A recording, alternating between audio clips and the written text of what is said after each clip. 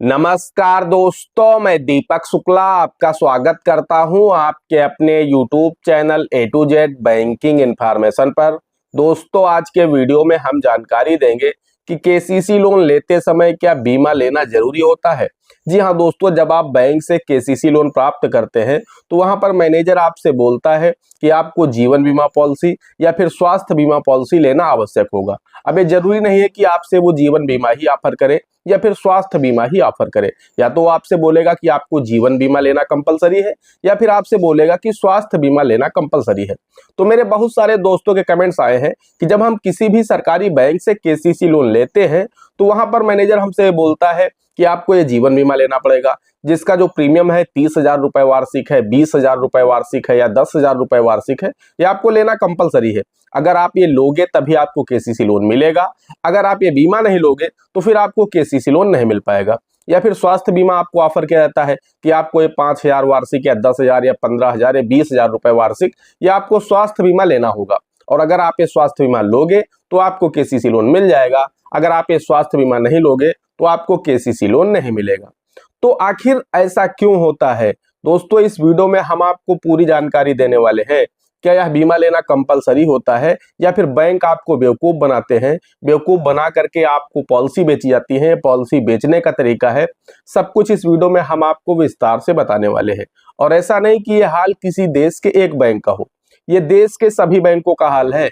चाहे वो एसबीआई हो, पीएनबी हो, बैंक ऑफ बड़ौदा हो, बैंक ऑफ इंडिया हो, सेंट्रल बैंक हो, कैनरा बैंक हो, जितने भी बैंक है या कोई भी क्षेत्रीय ग्रामीण बैंक हो यानी आरआरबी हो, जहां भी आप केसीसी लोन के लिए अप्लाई करते हैं और जैसे ही आपको केसीसी लोन आपका सैंक्शन हो जाता है तो मैनेजर आपसे बोलता है कि आपको बीमा लेना आवश्यक है। तो मेरे बहुत सारे दोस्तों के कमेंट्स आए हैं कि सर क्या बीमा लेना कंपलसरी है? अगर मेरी मर्जी नहीं है तो क्या मैं इसे ऐसा कर सकता हूं कि मैं बीमा ना लूं और मुझे केसीसी लोन मिल जाए? तो दोस्तों, आज के वीडियो में हम आपको इसी विषय पर जानकारी देने वाले हैं कि क्या बीमा कंपलसरी है केसीसी के साथ या फिर आप इसे छोड़ भी सकते हैं।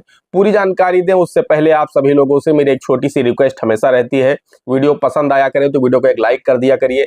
चैनल पर नए हैं, पहली बार आए हैं, इसी तरह के वीडियो आगे भी देखना चाहते हैं तो हमारे इस चैनल को सब्सक्राइब करके बेल आइकन को प्रेस कर लीजिएगा, ताकि जैसे हम इस तरह का कोई भी दूसरा वीडियो अपलोड करें तो उसका नोटिफिकेशन आपको सबसे पहले मिले। चलिए शुरू कर लेते हैं।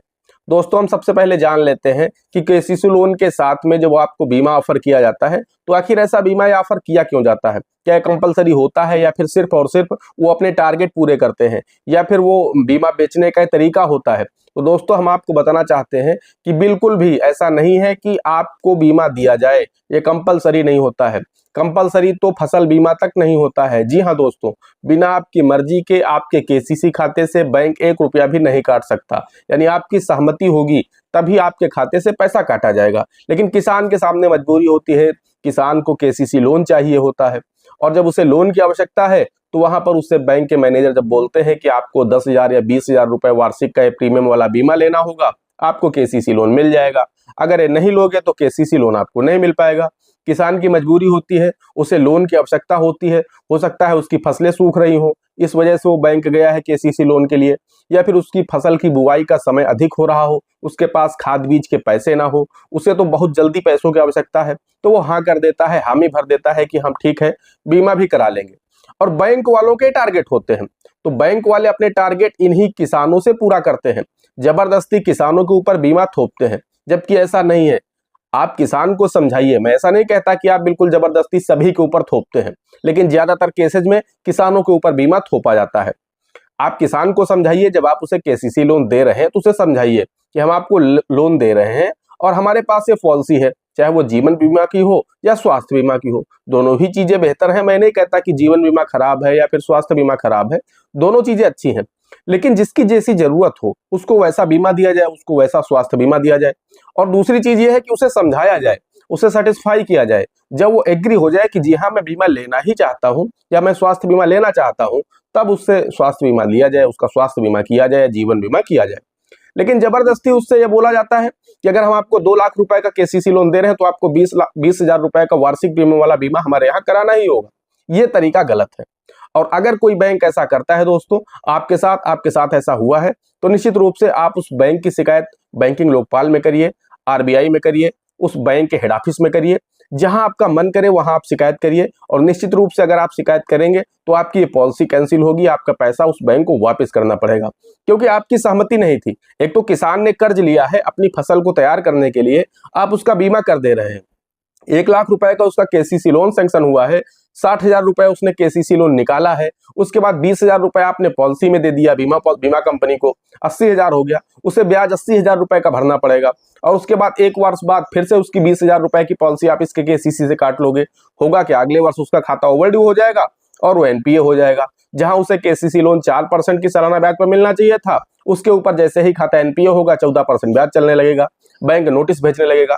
तो पैसा तो आपने ही काटा है पहले, अब उसके बाद उसे नोटिस भेज रहे हो, उससे बता रहा हूं हम आपकी जमीन नीलाम कर देंगे, दुनिया भर की कहानी बताई जाती है, रिकवरी एजेंट भेजे जाते हैं, किसान को परेशान किया जाता है। तो ऐसा बंद होना चाहिए।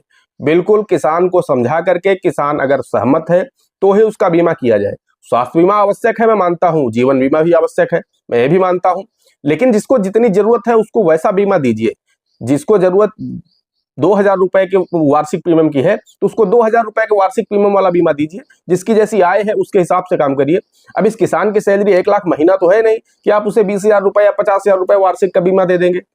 वो तो बड़ी मुश्किल से 10-20-50,000 रुपए साल भर में कमा पाता है, और उसके बाद आप उसकी 20,000 रुपए की जीवन बीमा की पॉलिसी लगा दिए हैं। तो ऐसे में होता क्या है कि इसी तरह के जो केसीसी खाते होते हैं वो बहुत जल्दी एनपीए हो जाते हैं, और वो किसान आखिर में डिफाल्टर घोषित हो जाते हैं, उनकी सिविल खराब हो जाती है, और फिर जीवन में वो किसी भी बैंक से लोन नहीं ले पाते हैं। तो आप लोग इस चीज को ध्यान में रखिए।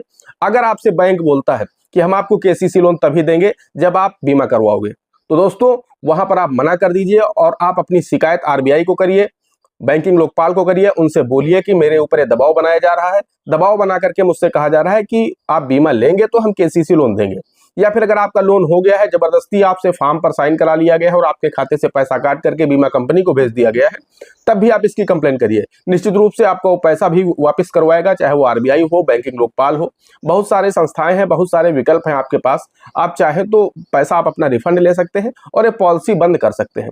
अगर आपकी सहमति है तो आप चलाइए, बहुत अच्छी बात है। आप भविष्य के लिए कुछ सेविंग भी कर पाएंगे इन बीमा के माध्यम से।